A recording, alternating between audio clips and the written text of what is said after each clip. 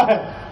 और वैसे भी 1995 माननीय सर्वोच्च न्यायालय ने अपने आदेश में कहा था हिंदू कोई धर्म नहीं, ये लोगों के जीवन जीने की एक शैली है।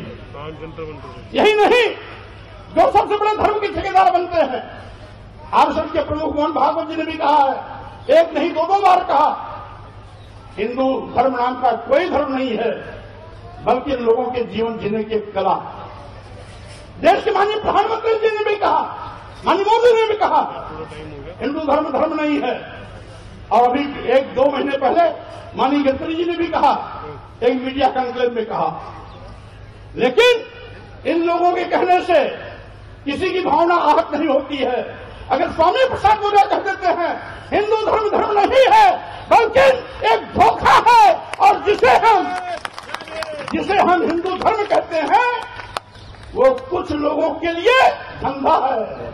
जब हम कहते हैं कि ये कुछ लोगों के लिए धंधा है, तब पूरे देश में भूचाल लग जाता है।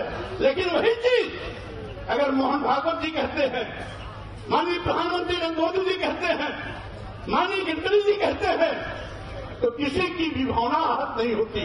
अगर वही चीज स्वामी प्रसाद मौर्य कह देते हैं तो लोगों की भावना इतनी कमजोर होती है कि उनकी भावनाएं जाकी रही भावना जैसी, प्रभु मूरत देखी तिन तैसी।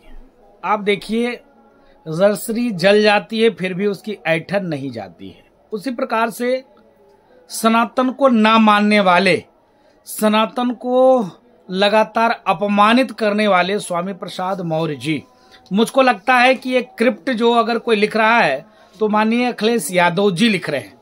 नहीं तो इतनी मजाल, इतनी साहस, ऐसे अपशब्द का प्रयोग करना सनातन के बारे में। मैं पूछना चाहता हूं स्वामी प्रसाद मौर्य जी से कि आपका सनातन के प्रति आस्था नहीं है तो आप सनातन की ठेकेदार क्यों बने हुए हैं? क्यों सनातन को अपमानित करने का काम कर रहे हो?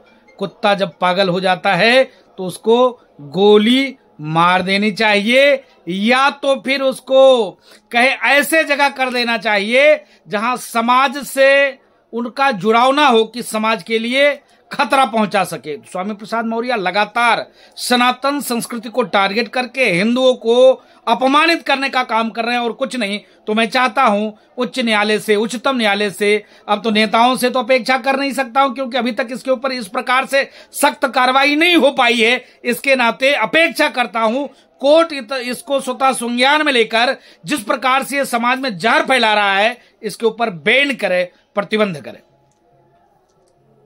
मौर्य लगातार बयानबाजी कर रहे हैं, राष्ट्रीय अध्यक्ष जी ने भी मना किया उनसे, उसके बावजूद भी बोला है। राष्ट्रीय अध्यक्ष ने भी कहा है कि ये उनके व्यक्तिगत विचार है, ये पार्टी की सोच नहीं है। भाजपा के लोग कह रहे हैं कि ये समाजवादी पार्टी